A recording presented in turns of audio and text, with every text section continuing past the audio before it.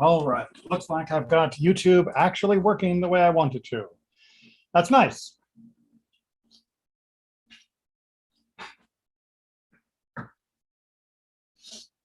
All right. Hopefully everyone is buckled in because we have well, I think a very interesting and exciting discussion ahead of us. And please do let this be a discussion. As much as I like monologuing for an hour, it is nice to have a little bit of the give and take, the shaklivataria, as we call it in Jewish study. And I am fully aware that there's a lot that I will be going through that I may not be explaining adequately. That's because I'm trying to cram a few thousand years into an hour. But that's no reason why you shouldn't ask a question. So if I fail to explain something, or if you have a different opinion or take on something, please go ahead, unmute, and begin talking. If you're very shy, you can always use the raise hand function. That's okay too.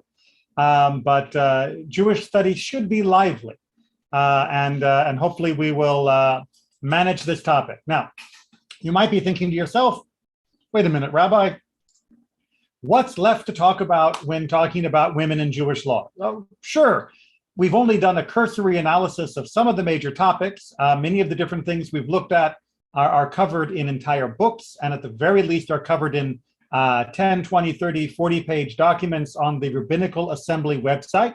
Check it out if you want the greater discussion. But really, we've hit all the highlights, right? We've talked about women as being able to be teachers. By extension, they can also be rabbis because we know they can lead services, because they can be obligated and they can make up the minyan. They can read from the Torah. In fact, they probably always could. That's not so much of a change. We even talked about how we can make edits to the text of our tefillot to include women and blessings. That's all the hard stuff, right? That is tackling all of the major issues.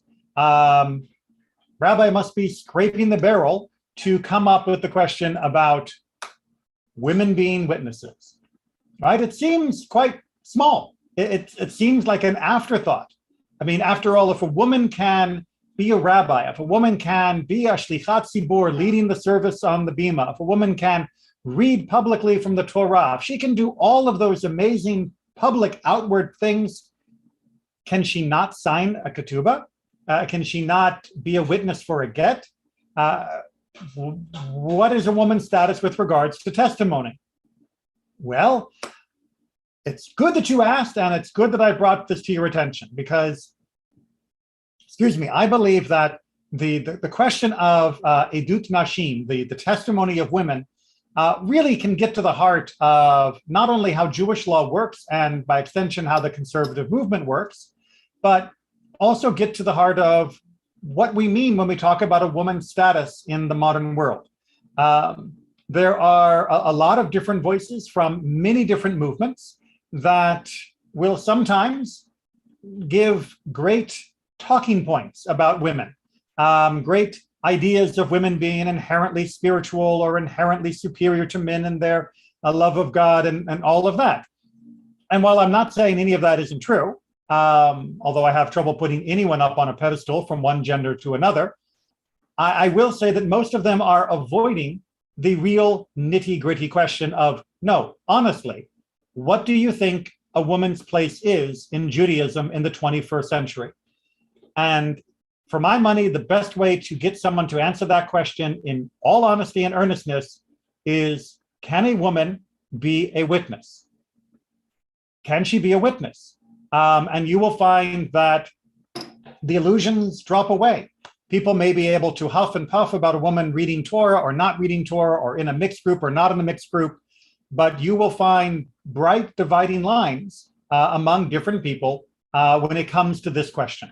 So it is not trivial. It is not unimportant. And in all honesty, I believe I was saving the best topic for last. So let's get down to work. We're going to start off with Mishnah Torah. Any place you see the little MT, that's what we're doing. We're dealing with Mishnah Torah from the section on Edut, the section on testimony.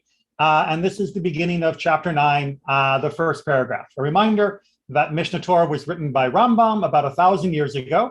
to be a compilation of Jewish law that would make it easy for people to know what was allowed, what was not allowed, what was required, what was forbidden.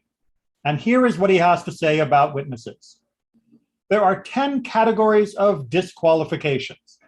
Any person belonging to one of them is not acceptable as a witness. They are women.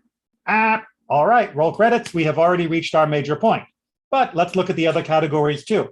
Slaves, minors, that means children, mentally or emotionally unstable individuals, deaf mutes, and the blind. For a reminder, deaf mutes and blind people were disqualified as witnesses, not because of their disability, but because of some of the mental incapacity that came from deaf mutes before modern training techniques.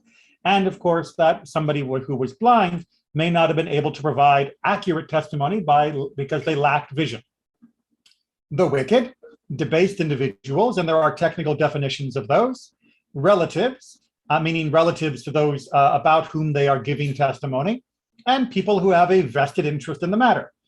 You can't exactly get honest testimony from somebody that stands to win if the testimony is accepted. So there are, as he points out, 10 different categories of people, none of whom we accept testimony from. And first on his list, women. So I guess we're done. Rambam says you can't have women as witnesses. That's fine. Well, no. First of all, we need to know why Rambam says this. One of the things that he was criticized for when he wrote Mishnah Torah was for not giving full explanations of the arguments or any of the other opinions on any given topic. Where he speaks categorically, sometimes he should not be speaking categorically. And at the very least, he should be giving a better explanation for why he has reduced Jewish law to these rulings rather than simply stating them as fait accompli. So let's take a look at what we have to say about witnesses in general. So this is taken from the Mishnah, from Sanhedrin, chapter 3. And these are they which are not qualified to be witnesses or judges. A dice player, a usurer, that's somebody who lends money on interest, which is forbidden by Jewish law, pigeon racers, or traffickers in seventh-year produce, meaning people that will buy and sell food during the Shemitah year, when it is prohibited. Rabbi Shimon said, in the beginning, they called them gatherers of seventh-year produce, but after the oppressors grew many, they changed this and called them traffickers of seventh-year produce. Just a little aside. Rabbi Yehuda said, pick a language, this applies only if they have no other trade. But if they have some other trade other than that, they are not disqualified. Meaning that just because they are involved in a, shall we say, debatable activity, like being a gambler or being a pigeon racer, which is another type of gambling, that doesn't mean we should disqualify them. Now, this hints at the underlying idea behind this list, which is that these forms of witnesses are unreliable. The rabbis are coming to disqualify people who we believe would provide impaired testimony. Now, it's not an impairment in the sense of the accuracy. It's an impairment in the question of, can it be suborned? Can their testimony be relied upon if they might have outstanding debts that they could pay off with a helpful bribe, or if they have perhaps vulnerability to blackmail, to other threats or coercion that might make their testimony unreliable. However, if they have another occupation, then we don't need to worry about them being suborned in that way, and that gives us more confidence in their testimony. And that question of the confidence of the testimony that a witness brings is one that we're going to have to come back to again and again. Now, you will notice conspicuously absent from this list, which does bear a striking resemblance to our the idea here at the bottom of the wicked and debased individuals, is we're not mentioning the other people, in particular women. However, if we go on, these are the relatives that are not qualified to be witnesses or judges.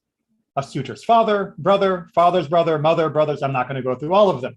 Again, what we see here is a list of relatives or near relatives that are also going to be implicated and more likely to provide false testimony because they have a relationship to the people that they are testifying about. And whether we believe they would be more inclined to lie in their favor or more inclined to lie against them, depending upon the relationship, we have less confidence in the accuracy of their testimony because, again, they have another axe to grind. So apart from the relatives and people who have a vested interest, the people who are debased or wicked, and people that are blind or deaf mute or emotionally unstable, all of whom we have no reason to believe would provide 100% accurate testimony because they have many situations against them. We can easily see why a child would also not be accepted as a witness, but we are then left with the categories of slaves and women. What reason would the rabbis have said no? Well, slaves, we can easily add to the list of people that would be easily coerced into providing fraudulent testimony. If a slave is put on the stand to provide testimony, we can easily imagine that the slave's owner will force him or her to provide incorrect testimony in keeping with the wishes of the owner. And so because they are beholden to someone else, we can understand why they wouldn't be included. But women, we don't have that given as an explicit explanation. As we'll see later on, there is every reason to believe it might be an implicit reason why women were not accepted as witnesses for much of our history, but we do not have that as an explicit reason for why they were not accepted. Instead, we're going to take a little look at how the language of the Torah might have led the rabbis to come to this decision. And first, we're going to stop off with a little detour in Deuteronomy. Deuteronomy 17 tells us that we should place over ourselves a king. And the Sifrei, which is the collection of midrash from the early days of the Rabbinic period, 2,000 or so years ago, tells us that the usage of the word melech means that it should be a melech, a king, meaning the masculine form, rather than a malka, rather than a queen. So Sifrei is reading the idea of king versus queen out of the very precise reading of the gendered language within the text. Now, Rambam again comes along, this time in the section of Mishnah Torah on kings, melachim, and extends this restriction further, saying that women could not be appointed to any mesimot, any official positions in Israel, that one may only appoint a man. Now, you may again notice that he is not providing any source. Even if he wanted to say that we could only have a king, not a queen, because of the teaching of the Midrash, this early understanding of the text, it does not say that that means we can't have a woman in other positions of authority. So he may be, again, stretching himself. But what's most interesting is that his statement regarding men and women being witnesses is not drawing from the actual explanation given by that early rabbinic strata. And what I mean is this. The underlying point about women not being witnesses, the proof text that is used from our tradition about this issue, comes from Deuteronomy 19. And the text, it reads itself, and I'll read it in the English, which I left especially gendered, because that's how it's going to be read.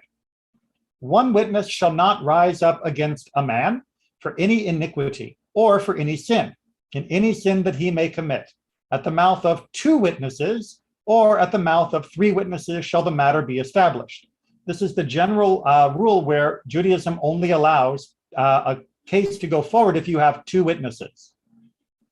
If a false witness rise up against any man to testify against him that which is wrong, then both the men between whom is the controversy shall stand before the Lord, before the priests and the judge, who shall be in those days. So you will see that this last one says both the men, and unlike the others, we're in the plural now. We have ish as usual for a man, and we have anashim for the men. And of course, that is the word that means men. In Sifrei again, which a reminder for those of you that haven't watched my class on Jewish text, is one of the earliest halachic midrashim collections. And halacha for midrash halacha implies that this understanding is meant to be deduced or at least inherited as a traditional understanding of the text literally. So how do they handle this text? The two men shall stand. Well, the first part of that is it is a mitzvah for the litigants to stand. Unlike our court, where people will sit in nice, comfortable chairs, in the Jewish court, the litigants have to stand. Because after all, the text said they would stand. Then it goes on to use the phrase, the two men. This tells me only of men as being required to stand. Whence do I derive the same for a man contending with a woman? Meaning if you have two litigants, one of whom is a man and one of whom is a woman, how do I know that they also have to stand in that case? Or a woman with a man, or two women with each other? Well, we learn that from who have the contention, meaning the phrase that these are the people who have contentions. Therefore, in any event, regardless of the gender of the litigants, they have to stand. Well, if that is so, then why do I need to have it be written men? It could have just said the two will stand. Why say the two anashim? Why say the two men? Because it is written at the top of the text we just saw in verse 15, by word of two witnesses, I might think that a woman too may testify. It is therefore written here two and there two, just as to here mean men and not women, so too there. All right, now if you just lost the thread right there, I do not blame you. This is a standard feature of rabbinic analysis of text, and the particular technique that's used here is called a gezerah shava. Gezerah shava means that if we have the similar word, or indeed the same word in two places, the information from one place can be used to help us understand the second place where that same word appears. Well, we have two witnesses and we have two men. Since we know that the two men are men, therefore the two witnesses must also be men. So that parallel text is the ultimate source for why women were not allowed to be witnesses according to the early midrashic halachic understanding. All right, that was a lot that I just threw at you, and it may be a very unusual way of thinking about text if you're not familiar with rabbinic style. So I'm going to pause real quick, take a drink of my tea, and give you time for a question.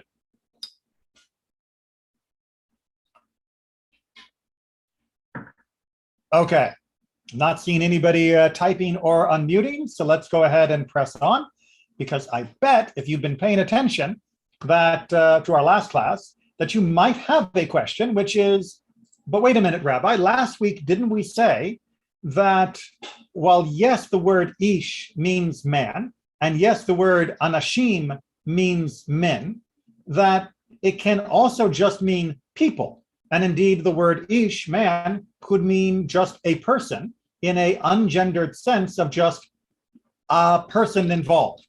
And because of the nature of Hebrew, might it not be that it's not actually talking about men versus women when it uses the phrase men? It could just be talking about people.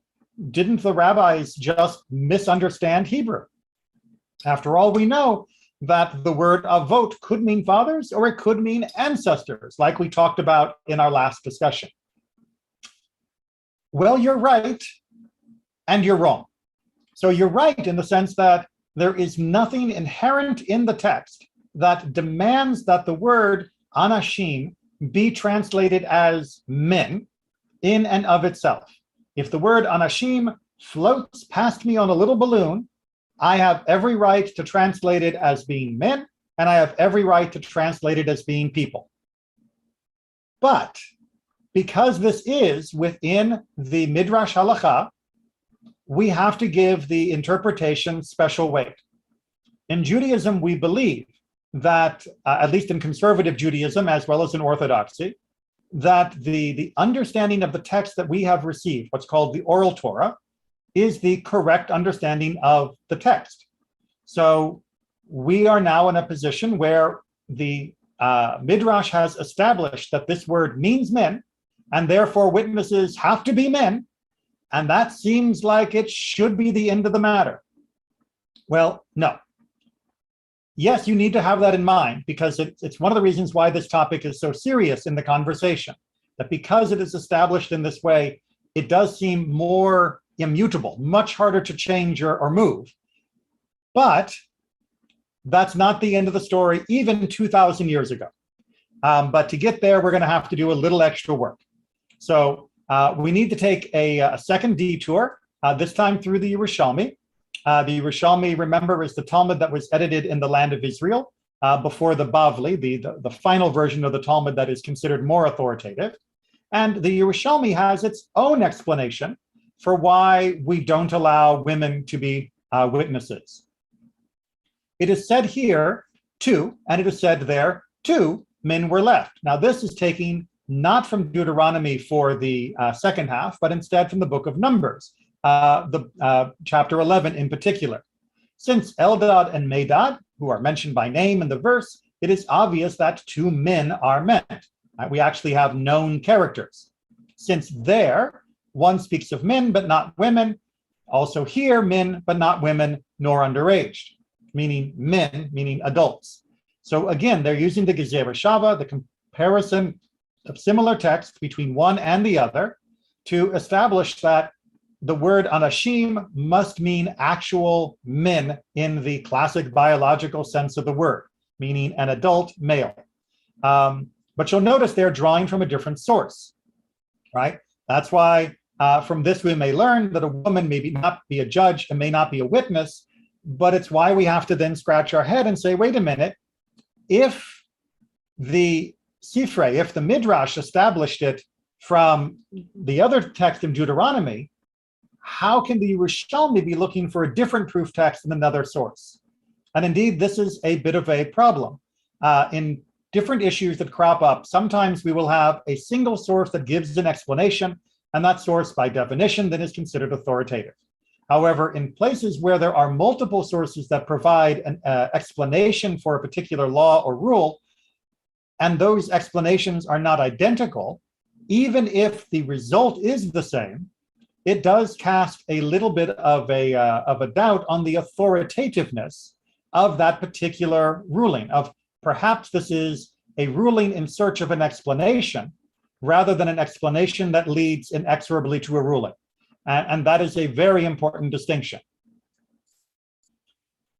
However, we will see that Rambam, when he gets around to try and explain why women cannot be witnesses, gives a completely different explanation. Women are unacceptable as witnesses according to scriptural law, as Deuteronomy 17:6 states, the one we saw, according to the testimony of two witnesses, right? Shnei Edim. The verse uses a male form and not a female form.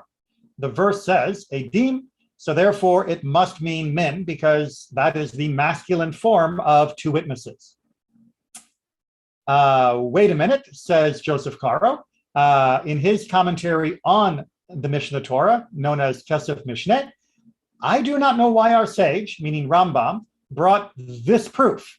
This proof is unacceptable to me because all of the Torah is written in the masculine form.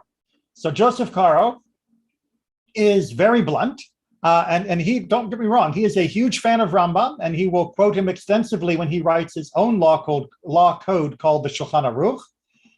But here in the commentary, he says he would have been much happier if he had used the explanation in Sifrei, the idea of 2 versus 2, and that's why we want to have only male witnesses, rather than Rambam claiming that it's because the word Edim is used, because as we've talked about, Edim doesn't tell me anything. The entire Torah is written in a masculine form for almost everything that isn't directed at explicitly and only female characters or groups. So you can't learn anything from that concept, because if you did, then you would be saying that women are not obligated to the Torah, like, keeping kosher or keeping Shabbat. And that is obviously not true.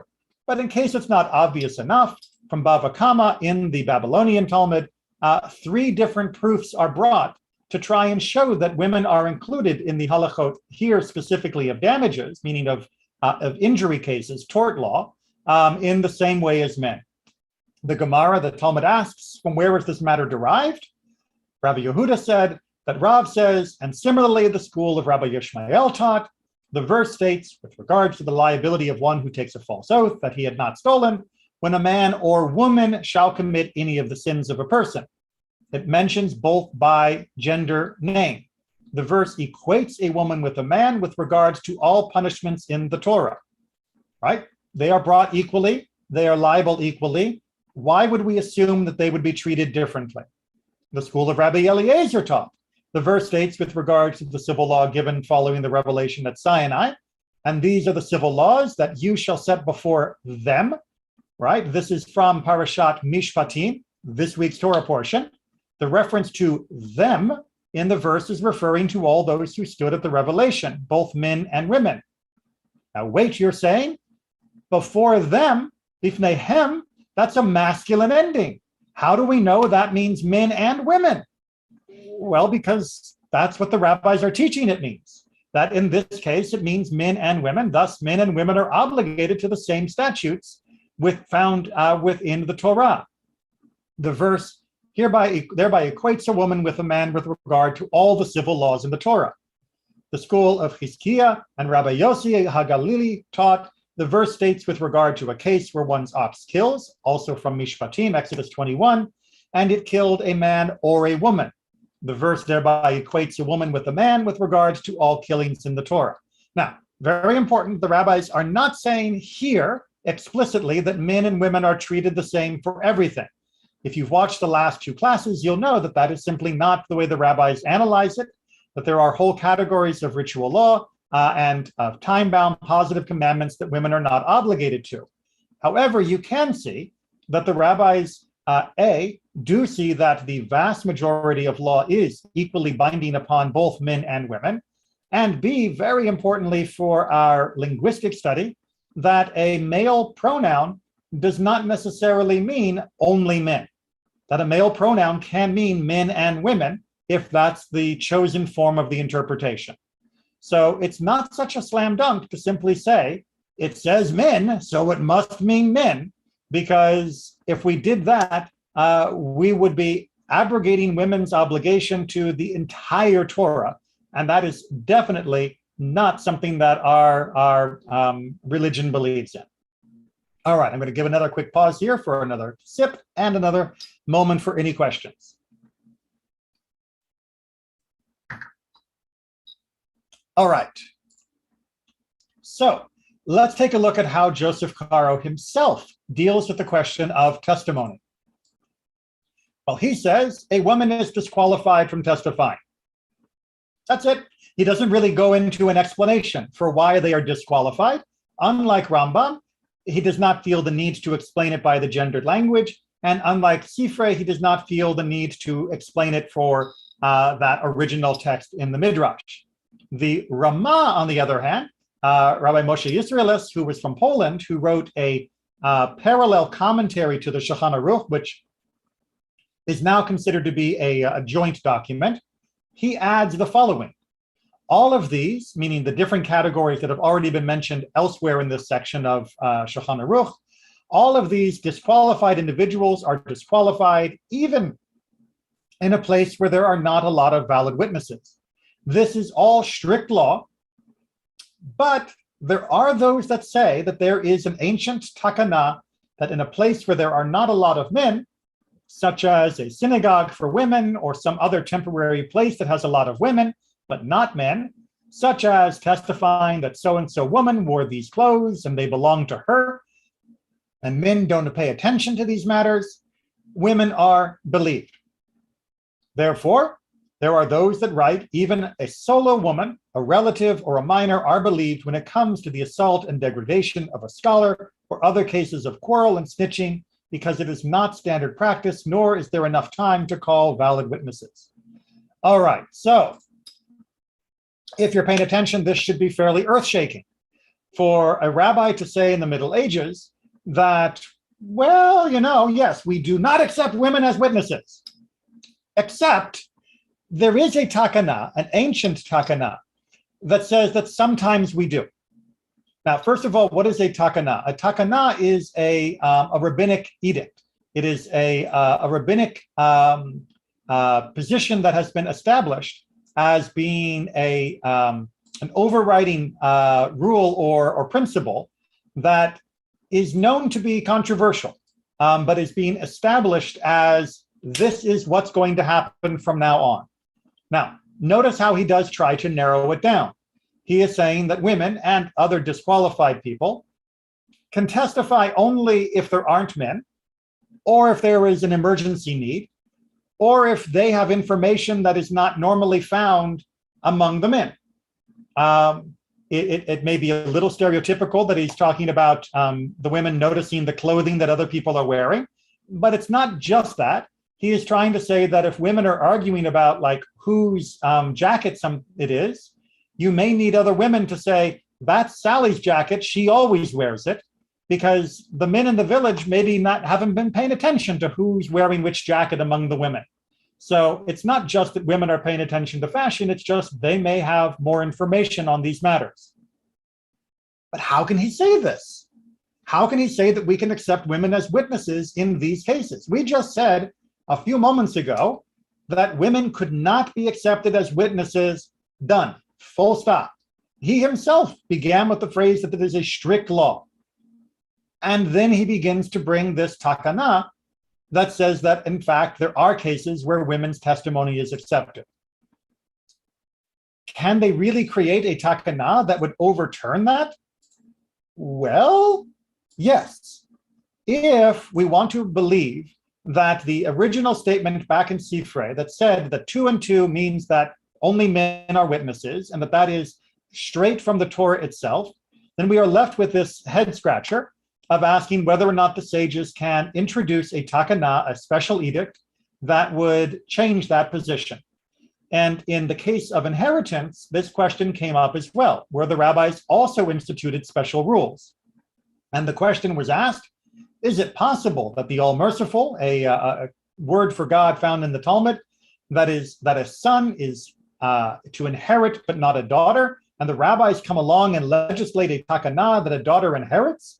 The rabbis made it a policy that women had an option to inherit from their family, even though the Torah seemed to make it look like a woman couldn't inherit from her family except under very specific circumstances. That seems rather revolutionary. Are they really changing the Torah? And the answer is yes. The answer is that the rabbis did establish a takana to try and fix what they believed was a problem. Now, I'm not going to go through the entire section of the Talmud that covers. You can go back to Ketubot, and the citation was on the previous slide, and read through it at your leisure. But Ephraim Urbach, one of the great scholars of Jewish law, provides the following summary. This is quoted in Rabbi Geller's answer to women as witnesses from 2001. Ephraim Urbach sums up his analysis of rabbinic changes in the biblical laws of inheritance as follows.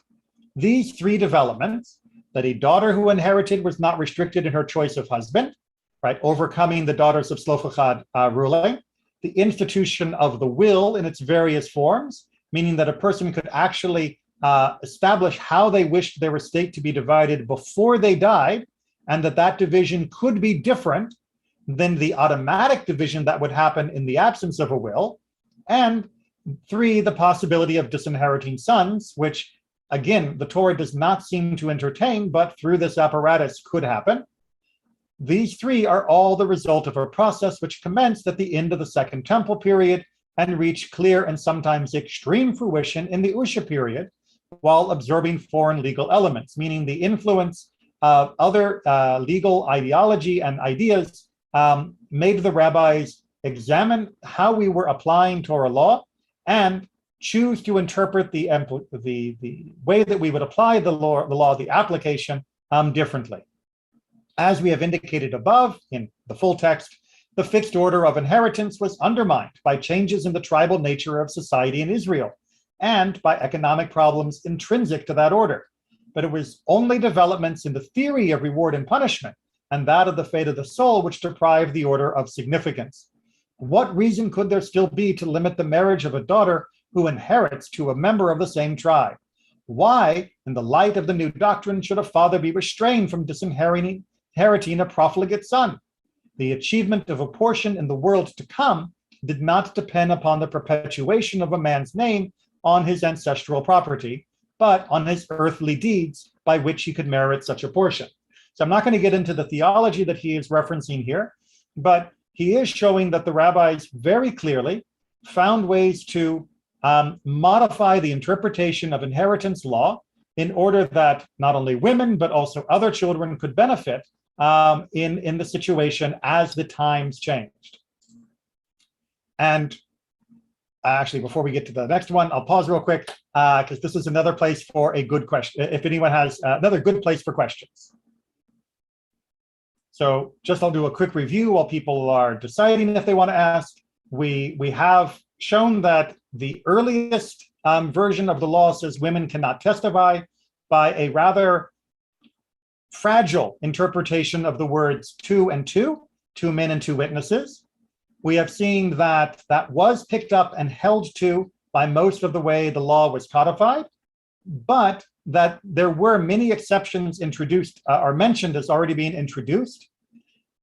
And we can see that there are other aspects of Jewish law that were perhaps just as clear, if not clearer, than women being witnesses, that also were subject to modification as was needed by the situation. So with that in mind, we then have to really try to examine the question of women as witnesses. How has that ever worked? We saw the Ramah talked about this ancient takana, this ancient rabbinic edict, but what did that look like in the ancient days? Because after all, the Shulchan Aruch and Rambam looked so categorical. Now we can go to my text here on Rosh Hashanah from the Mishnah, where they are talking about testimony that is being given for the declaration of a new month. This is the principle.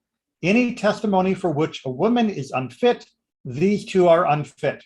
So I'm not going to go through all the details here, but the principle that's being established is that in matters in which we would not accept the testimony of a woman, if you have these other people listed in this section of the Mishnah that come, then we wouldn't accept them either, which implies the opposite, that in matters where women are fit, we would accept. The implication is that there are matters where women are fit to give testimony. Now, this is not spelling those matters out. It's not giving us any detail, but it is a tantalizing clue, which we will explore, trust me, that there are matters where women can give testimony, and that is already established in the days of the Mishnah. So perhaps the categorical prohibition on women giving testimony that was mentioned back in our Sifrei text analyzing Deuteronomy, perhaps it's not so categorical after all. Well, what might we look at for some of this? Well, one of the things we're going to look at is ketubot. And this is talking about a place where absolutely we will accept the testimony of a woman. If he knows about her, meaning that she is a menstruating woman, he should abstain, right? That's a very important part of Jewish law. The laws of Taharat Mishpacha, the laws of Nida, as they're sometimes called, are very important. And that's what we're talking about at the moment. And if he does not know, meaning if you don't know whether she is in Nida or not, then he should rely on her. Meaning, if she says, I am in Nida, then he has to assume that she is. And if she says, I'm not, he has to assume that he isn't. Now, because Rav Hanina Bar Chana said that Shmuel said, from where is it derived that a menstruating woman can count the days for herself, and that she is trusted to testify that she did so? As it is stated, then she shall count to herself 7 days, from the book of Leviticus. To herself means, lo and behold, by herself. I know, absolutely groundbreaking, that when the Torah says that a woman should count for herself for her 7 clean days, that means she actually is trusted to do that count, but it had to be stated explicitly, and it was. So every time a husband and wife are intimate, and the husband is relying upon her testimony that, yes, I have counted the right number of days, and yes, I am ritually pure, and in also having visited the mikveh, he is relying on her testimony. She is acting as a witness, and that testimony is considered acceptable. And as you can tell, this is not exactly a new proposition. Likewise, if we look at Eduyot, we see another very important topic come up. These are the subjects on which the school of Hillel reversed itself and taught according to the school of Shammai. That doesn't normally happen. Normally, Beit Hillel wins the debates, but this is an example of the opposite. A woman who comes from abroad and testifies, my husband has died. She may remarry, and the law of Leverite marriage applies. Now, this may sound very familiar if you have studied Yibum with me, the laws of Leverite marriage, but the short synopsis is that we have a woman, and she and her husband left. They went on vacation, they traveled abroad, and now she comes back, and he ain't there. And when she comes back, she says, he died. Now, there's no one else to testify. There are no other witnesses that he died. She is bringing back the report of his death. And Beit Shammai says, that's okay. Her testimony is acceptable, and she can get remarried. And if there is a brother-in-law, his brother, and they have no children, then they would marry in order to fulfill the Levirate marriage. Now, the school of Hillel said, we have heard that this is only when she comes from the harvest. Now, to be explained shortly, this is on the later page of the Mishnah. This is talking about the example that's given where the men would go out to the field and one of them would be bitten by a snake, and that's how we knew that he had died. So the Beit Hillel, the school of Hillel, was trying to narrowly construe this situation. It had to be exactly that situation. But the school of Shammai said to them, the law applies whether she comes from the harvest or the olive grove or from abroad. The harvest was mentioned only because it is the usual situation, meaning that just as when we talk about a lost ox, that doesn't mean only lost oxen are returned. So too, in this case, just because we're talking about a harvest doesn't mean that's only the situation that's allowed. Any situation that is similar would be ruled the same way. And the school of Hillel reconsidered and adopted the view of the school of Shammai. As an aside, it is always wonderful in our tradition to see that people are willing to engage in good debate and change their position on the basis of a good argument, something I think our modern world is sorely lacking. But back on topic, we can see that here not only do we have a woman's testimony being accepted, but we have a woman's testimony being accepted even if she is only one witness, and we are having her testimony accepted even though it pertains directly to her, and we are having her testimony being accepted even though it is setting up the potential that if she were lying, she would be getting married to someone else, but it wouldn't be an actual marriage, it would be adultery. And that is, shall we say, a big, big problem. So despite all of those reasons why we might reject her testimony, the rabbis say, indeed, her testimony is valid. And after arguing it, they even expand the circumstances in which her testimony would be valid. Everyone still with me? Yes. Okay. So you may be surprised to learn or may not by this point, but in the Mishnah Torah, again, by Rambam, when he is talking about, in the section of the Mishnah Torah about conversion, he raises the hypothetical question, and it may sound funny coming from him after everything we've said, but here's how it goes.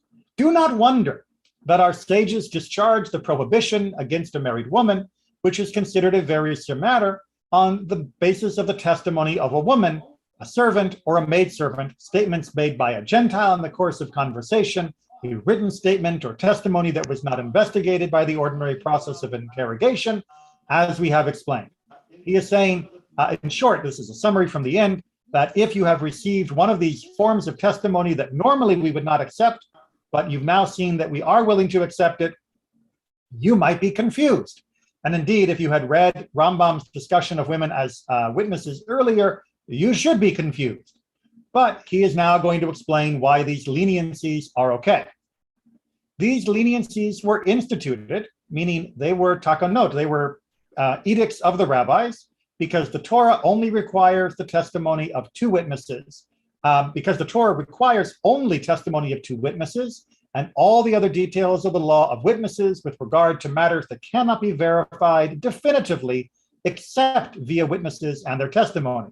That is, that one person killed another, or that one person lent money to another. So his argument is that the Torah's limit to only two witnesses of the correct variety was only for a category of information that could only be established through witnessing. When, by contrast, the matter may be verified definitively without the testimony of a witness, and the witness cannot justify his statements if they are not true, that is, when one testifies that a person died, the Torah did not necessitate that the requirements of formal testimony be met in these instances, for it is unlikely that a witness will testify falsely.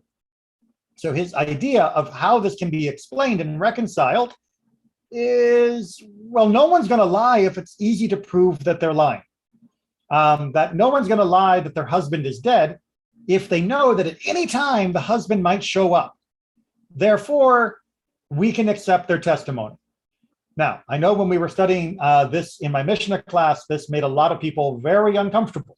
And indeed, this is an attempt to square a circle. This is an attempt to try and rectify what appears to be some incongruity, that the sages of the Mishnah and Talmud are clearly willing to accept some testimony from women under some circumstances, but they are also stating that the testimony of women is not valid. And trying to figure out the principle that allows it to be valid in some places and not allow it in other places is very, very difficult. It's hard to square that circle. He goes on to explain, for this reason, our sages extended the leniency with regard to this matter and accepted the testimony of a single witness that is based on the testimony of a maidservant, testimony from a written document, and testimony that was not investigated by the ordinary process of interrogation. These leniencies were accepted so that the daughters of Israel would not be forced to remain unmarried.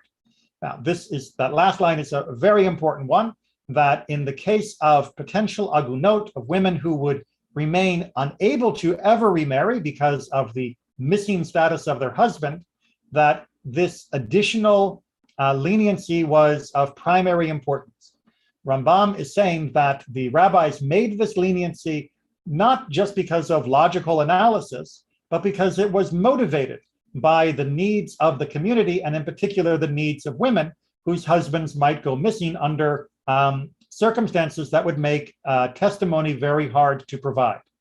And that is, of course, in my opinion, a great statement of our faith and how Jewish law works, but that can make some people uncomfortable, which is why I'd like you to just stare at Rambam saying it rather than Rabbi Neely saying it.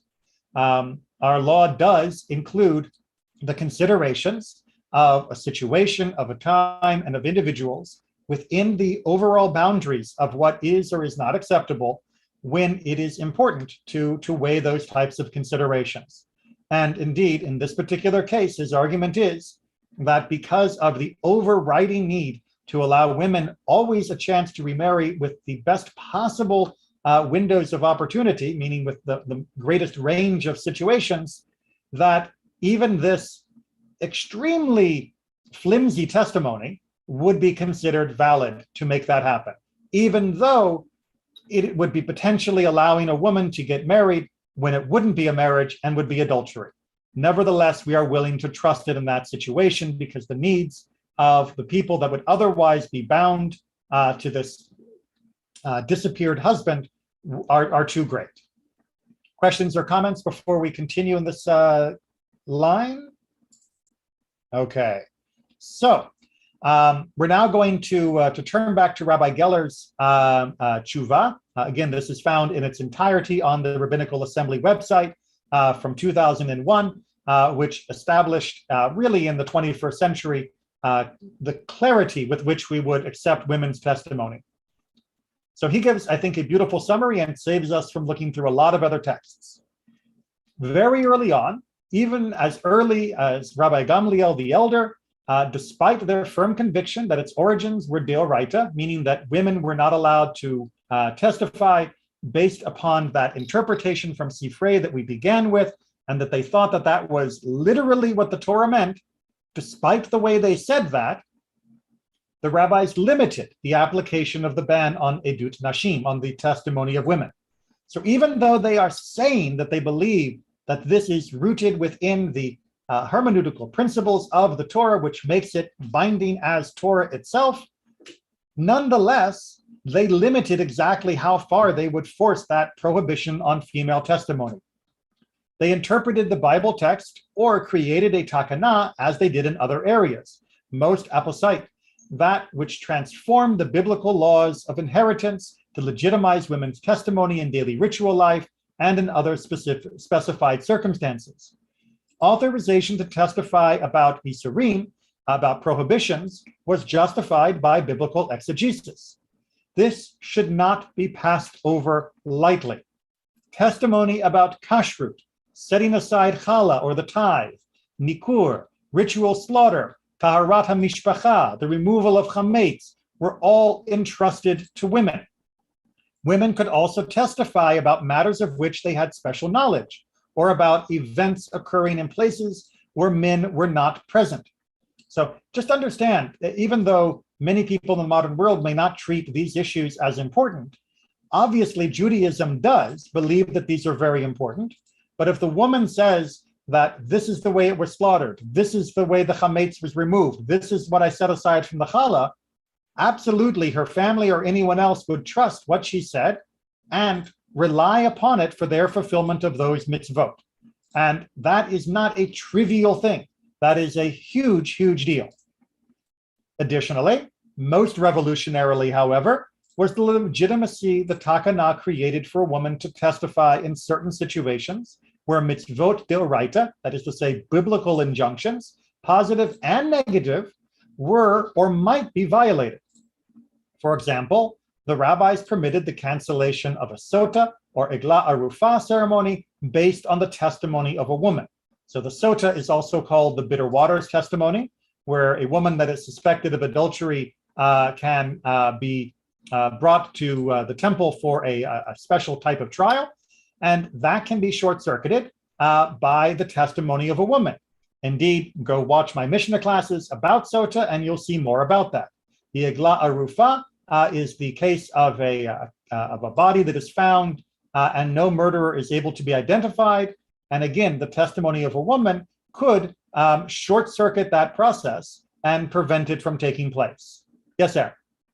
Hey, why is that revolutionary about the about them being able to testify at sota? Because that goes all the way back to the Mishnah, right? Exactly. It's revolutionary that the Mishnah did that vis-a-vis the Torah. The Torah says if she is the suspected adulteress under the definition that the Mishnah describes, then she goes to Jerusalem. Who is this woman to bring any testimony to prevent what the Torah says is going to happen?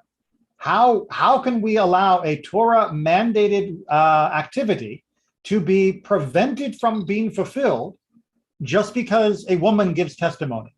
And likewise with Egla Arufa, normally you would think that the ceremony the Torah outlined would carry on full steam ahead regardless of what a woman said, because her testimony is supposed to be equal to 0. But apparently it's not. Apparently, a ceremony that the Torah told us we must fulfill can be stopped dead in its tracks by a woman providing testimony. And that doesn't sound like a woman's testimony is 0 or meaningless or not valid. That sounds like her testimony counts. And what we're seeing here is that there are so many exceptions to the rule that there is no testimony that we begin to question the underlying idea that there really is no testimony. And that is what he means by revolutionary in this case. Because he points out men were involved in these rituals. It's not like this was only women's knowledge, not only women, and the obligation to observe them was deoraita, built into the Torah itself. Yet the rabbis, because they preferred that these rituals be suppressed, they were not fans of these rituals at all, allowed a double violation of what they believed was the divine will specified in Scripture. What Rabbi Geller is trying to say here is that if you absolutely believe that God wanted us to carry out sota, and if you absolutely believe that women should not be giving testimony, then you have no reason to allow a woman to testify to cancel the sota ritual.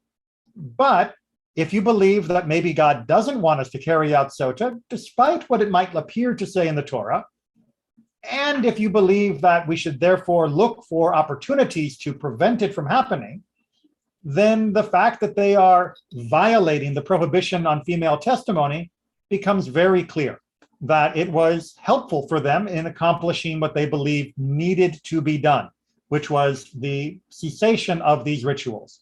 And the Mishnah that deals with both of these rituals does make it very clear that the rabbis stopped them long before the temple was destroyed and long before the rituals themselves expired due to their circumstances. And the rabbis permitted a woman to testify so that she or another woman could remarry, even when a prima facie ground for prohibition existed. And when she testified in her own behalf, each sexual relationship in which she engaged would, in the event the testimony was false, be an intentional violation of a prohibition subject to capital charges. Nevertheless, the rabbis allowed her to testify in those cases. So he is really trying to summarize all of the reasons why we should be quite surprised that they accepted women's testimony, and contrasting it with all the places where they did accept women's testimony. And so we have to again go back to asking ourselves, why did they ever say that women's testimony wasn't allowed in the first place? Now, before we get to that discussion, I'd like to bring a text also from our conservative movement, from Rabbi David Novak, who is opposed to the idea of accepting female testimony, just to help you understand the other side of this argument. The authoritative role of a judge is related to the role of a witness as a public representative of the society as a whole. The latter is the condition sine qua non of the former, meaning you can't be a judge if you can't be a witness. This was one reason why he also opposed female ordination. As the Mishnah states, whoever is fit to judge is fit to witness, but there are those who are fit to witness who are not fit to judge, meaning you have to, at minimum, be fit to witness in order to become a judge, but there are still other requirements on top. If women cannot be a witness, then they should not be allowed as judges. The halacha is clear that with the exception of areas where a woman's testimony is indispensable, that there is all of these areas, and without which domesticity would be impossible, a witness may only be a man. Now, you'll notice that he slides that in, and my apologies to him, and I don't have him here to defend himself, but he is basically saying the halacha is 100% clear except for all the places where there are exceptions.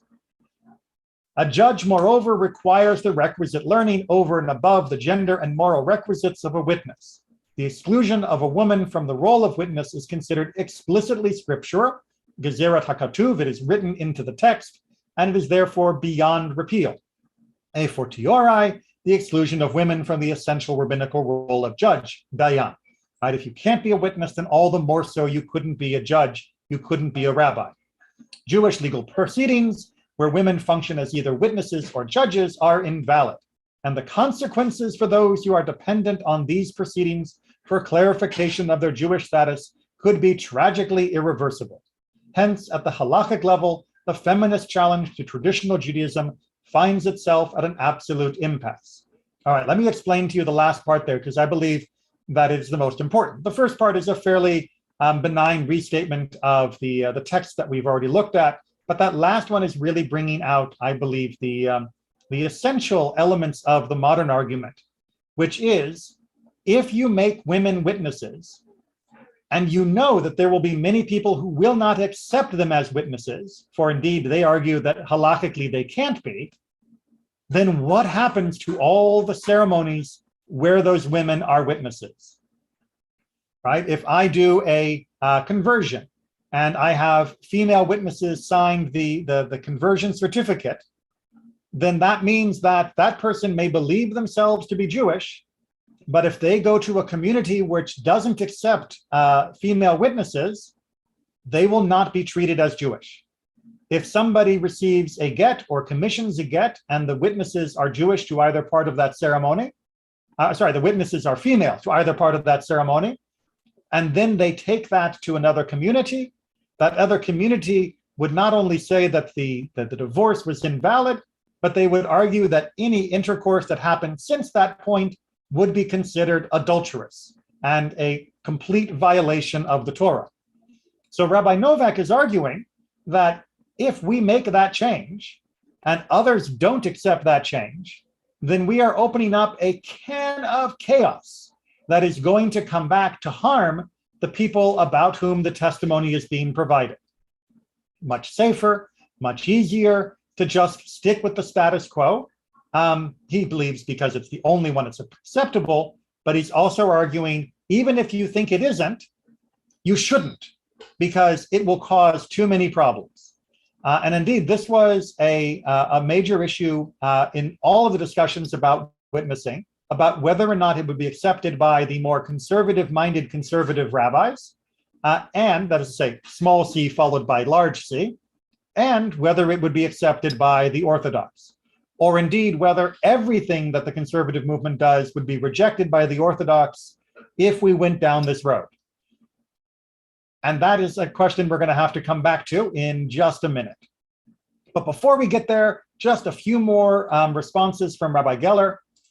As conservative Jews, we cannot disregard the historical record in which the ban on edut nashim, female testimony, was almost universally considered d'oraita, built into the Torah. He says we have to weigh that. We can't just pretend it's not there, even though we have found all of these exceptions, and even though we have seen all of the ways it wasn't applied consistently. We do have to at least acknowledge that it was talked about as though it was d'oraita. Whatever it was that convinced the rabbis to deny edut nashim, female testimony, there was almost no disagreement at all, even among those in our movement who seek no change, that these reasons are, or rationalizations are, at the present time, no longer valid. So we can look, especially within our movement, which has more of a historical consideration, at all of the different attitudes about the testimony of women, and recognize the inconsistencies and recognize that the reasons that were given were clearly ex post facto rationalizations of where women could not testify and where they could.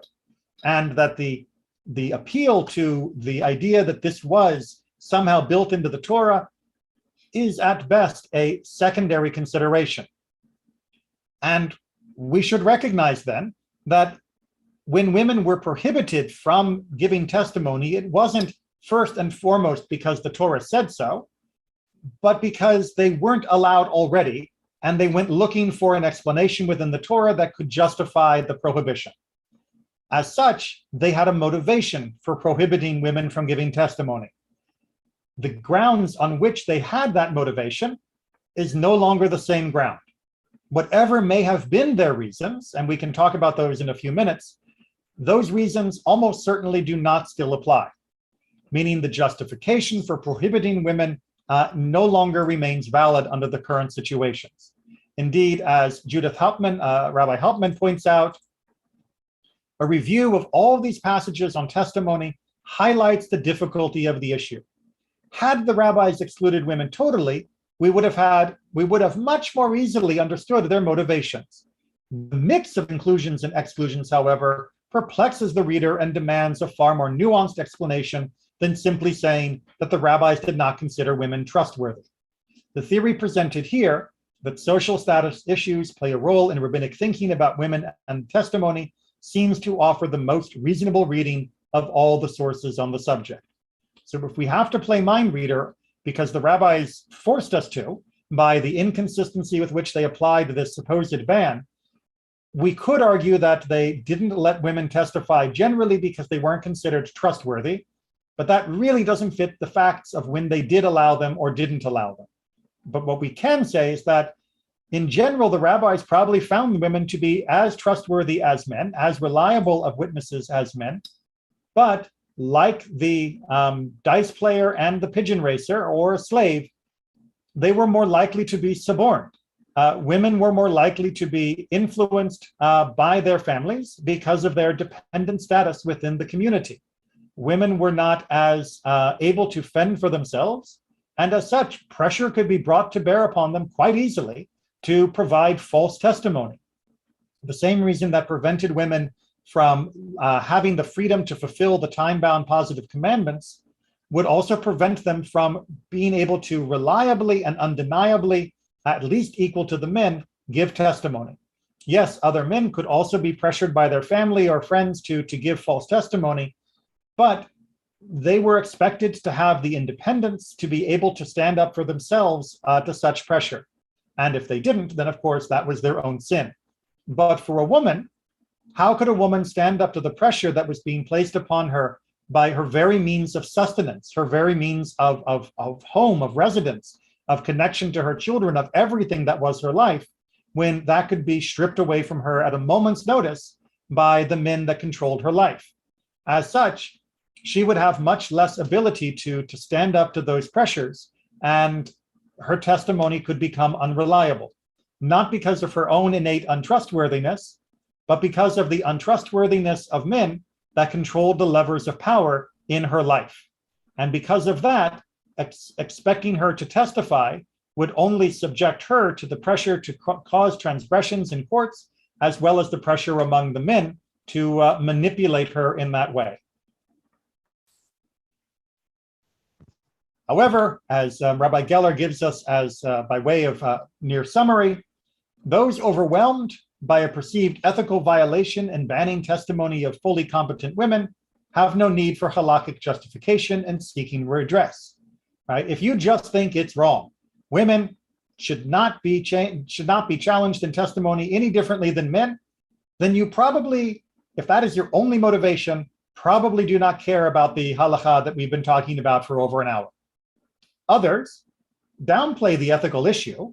They're not so worried about whether it's right or wrong that women have a different status, but will allow edut nashim. They will allow women to have testimony if a systematically correct procedure can be discovered within the halakha. They want their legal fig leaf, if you will. Some are compelled by their devotion to the past to prefer inaction or even to affirm the traditional practice as preferable to gender equality. We can't change what our rabbis did in the past, even if it doesn't seem quite right, fair, or consistent, because it's the past. Everyone is aware that revocation of the ban may exacerbate already existing divisions within Klal Yisrael, within the wholeness of Israel. I do not believe any tshuva on the question of edut nashim, regardless of the direction taken, can satisfy all these contradictory expectations or forestall future problems. He is saying in the end, this is a topic which will please no one. Everyone is going to be unhappy with the solution. If you simply make it a legal explanation of why it can be allowed, the people who wish for a more full-throated ethical shout will be disappointed, and the people who want to preserve the current tradition will be disappointed. If you go to either of the other positions, then the other two will also be disappointed. There is no way to actually find a solution to this problem that is going to be unifying and bringing everyone together. It is, by its very nature, divisive, because by its very nature, this, even more than the other topics we have covered, means that we are having to examine the nitty-gritty of how our law was made, preserved, transmitted, and implemented in every generation, including our own.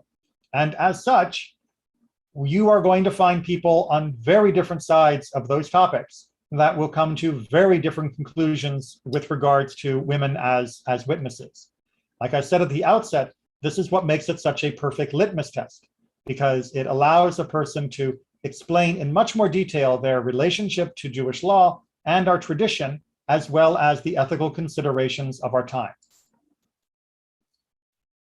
I will say, just speaking now as Rabbi Neely of Temple Israel, that if I receive a document that does have female witnesses, I will absolutely accept it.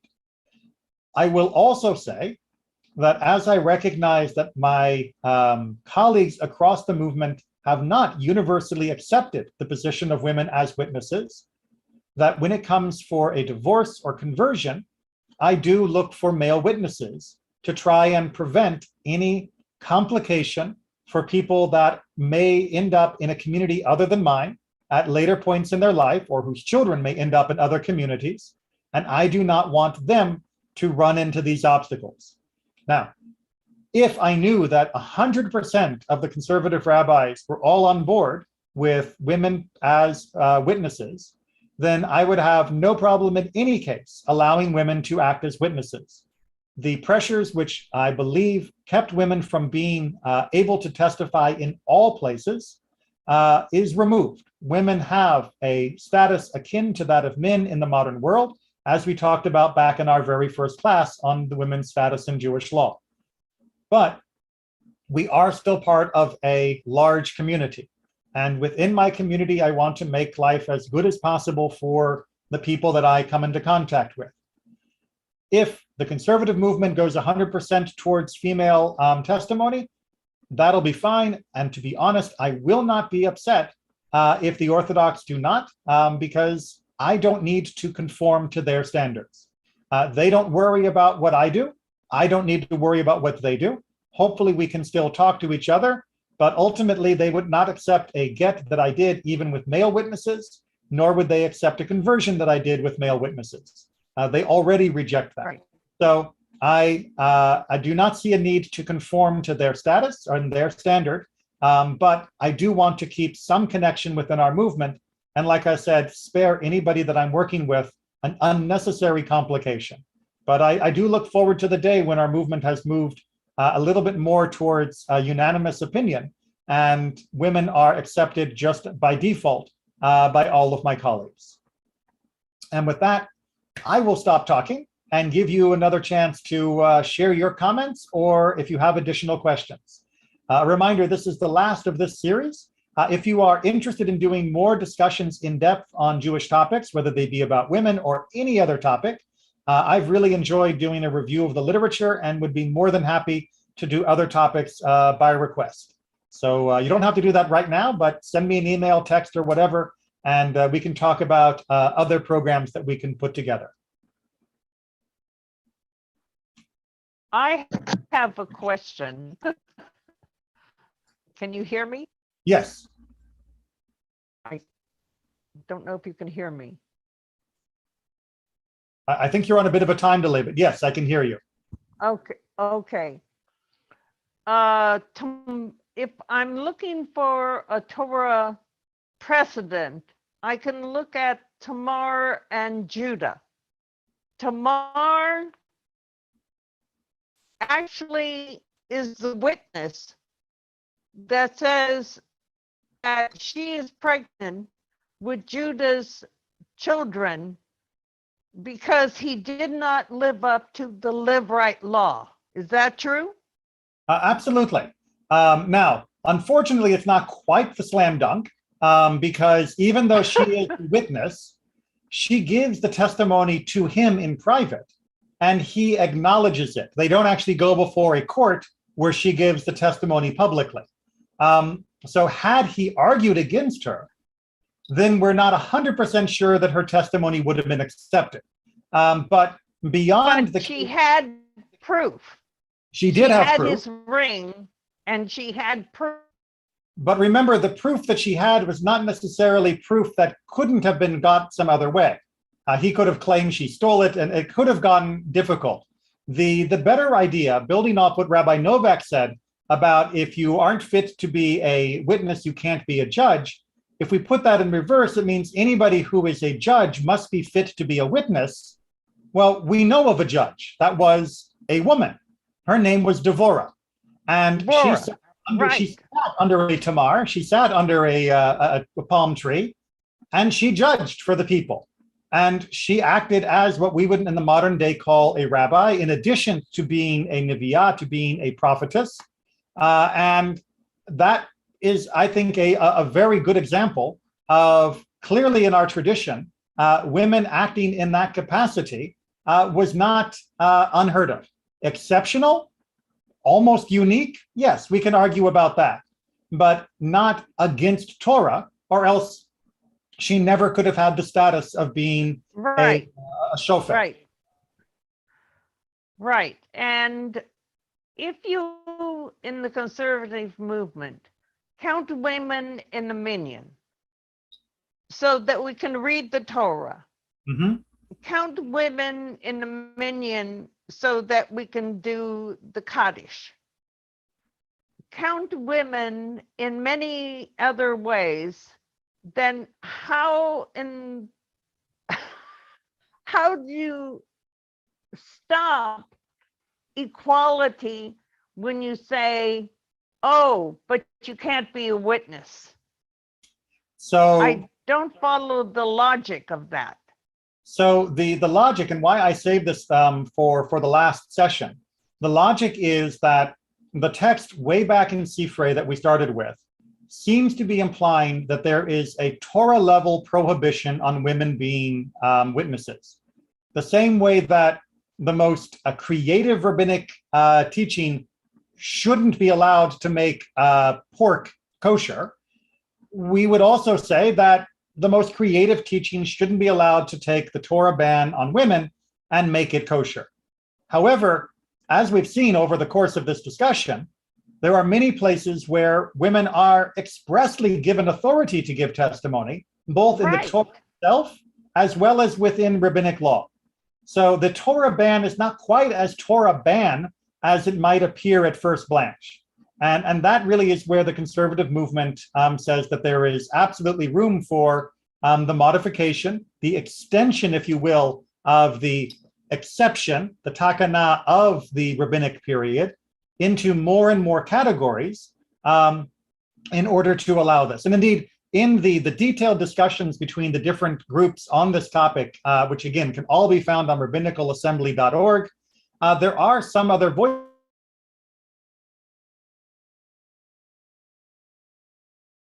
Women can give testimony on a ketubah, but they can't give testimony on a get because that could lead to a capital offense. Or women can give testimony for conversion, but not give testimony for criminal matters or capital crimes. And that was a way of trying to have your cake and eat it too, if you will. So there are a number of different opinions of people who are very uncomfortable with the idea that given that this was treated like a Torah level prohibition, that for us to extend or to override it would seem like it was a problem. Rabbi Geller's tshuva, which I quoted from heavily today, tries to explain why we shouldn't think of this as being a full Torah level prohibition for all of the reasons we've discussed. I'm not going to rehash them, and why we can see from the many exceptions that there is no reason to not move that exception up to 100% in the modern world. Yes, Aaron?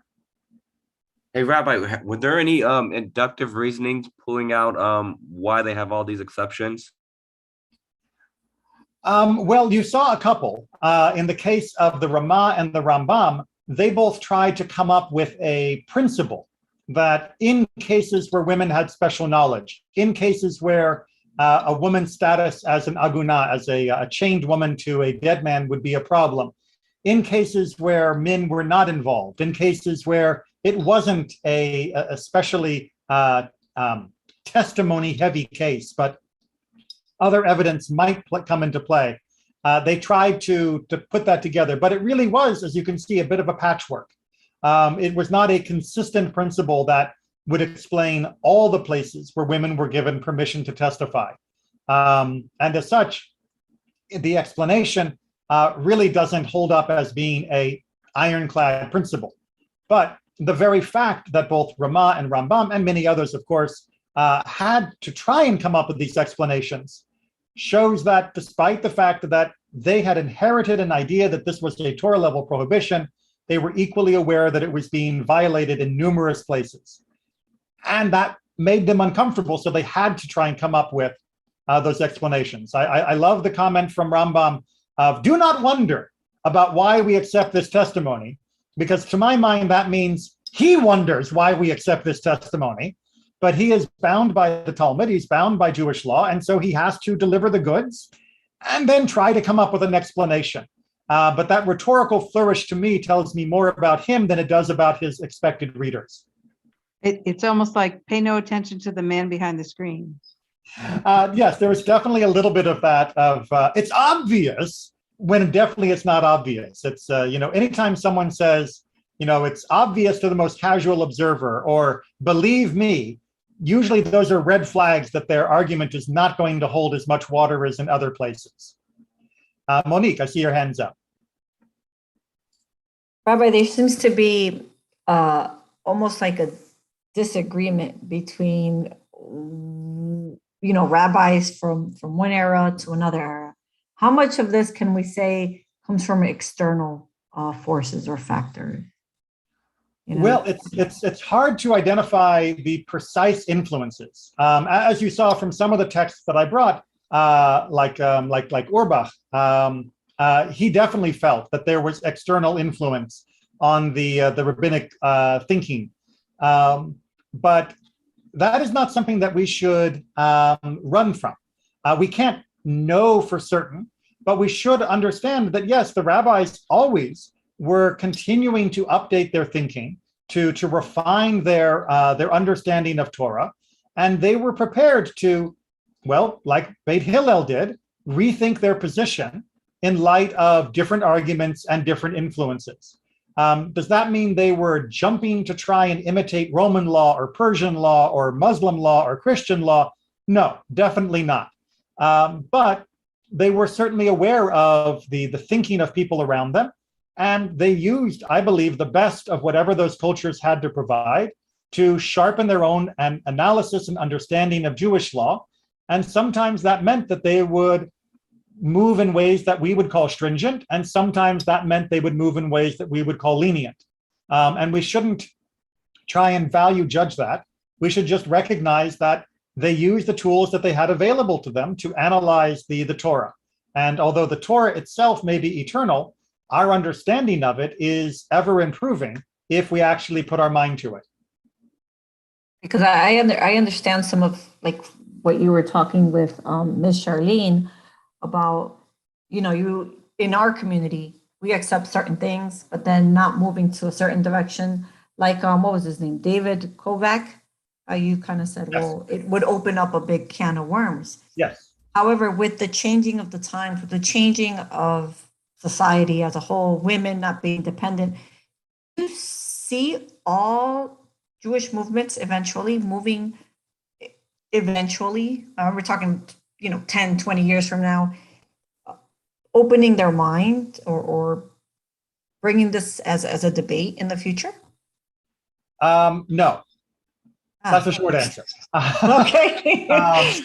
I can tell you that there will be people that would be identified as Orthodox today that will create a form of orthodoxy which looks different than the conservative movement, which will allow women to become rabbis. That's already beginning to happen, and which I believe eventually will allow women to provide testimony and do other things like we're talking about here.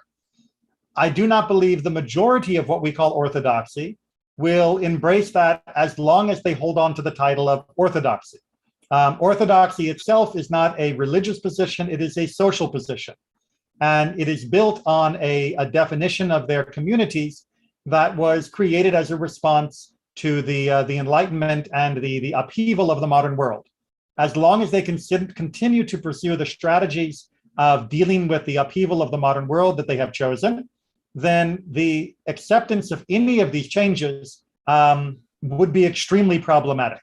Not just because they would allow women to have these additional positions, although I think that would cause some problems in many of the communities, but because it would show that the emperor had no clothes.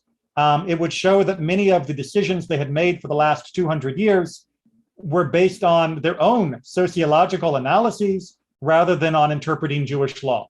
And as such, they would then have to explain to their constituents why they weren't changing other principles and doing other things for the good of the community. And that, I believe, is a bridge too far. They are not ready to give up the basic structure that has created orthodoxy as we know it, which, remember, is not traditional Judaism. That is not historical Judaism. That is as much a feature of the modern world as the Reform conservative or indeed secular Jewish world is. So it doesn't have a privileged position. But in order to stay Orthodox, I don't believe they can open up this question for honest discussion. Will many people leave Orthodoxy and want a traditional form of Judaism that does? Yes, I believe they will. But I don't believe, I think there will always be what we would identify as an Orthodoxy for the foreseeable future. Thank you. Aaron? Rabbi, has there been any, or do you know what like some of the broader denominations like Pardes say about this? I do not know what the sort of trans-denominational groups have to say about this.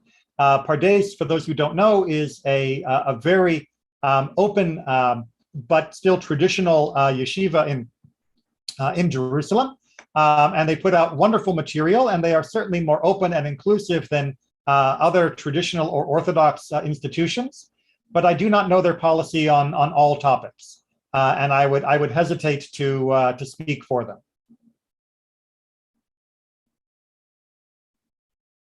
All right. Well, we will leave it there for tonight. Thank you for sticking with me all the way through for almost an hour and a half. As you can tell, I do enjoy these topics greatly, and it's nice having a group of people that are actively interested in studying. So like I said before, if you have other topics that you would like to see done in this manner, or just want me to bring random topics from the conservative movement's wonderful archive of different tshuvot, we can do more of these. But just let me know, and we'll figure out a time to make it happen. But Great for class. now, Thank you, Rabbi. thank you. Good But night. for now, everyone have a wonderful evening, have a good night, and an early Shabbat Shalom. But I'd rather say it to you in person, so make sure you get to services. Thank you, Rabbi. Bye.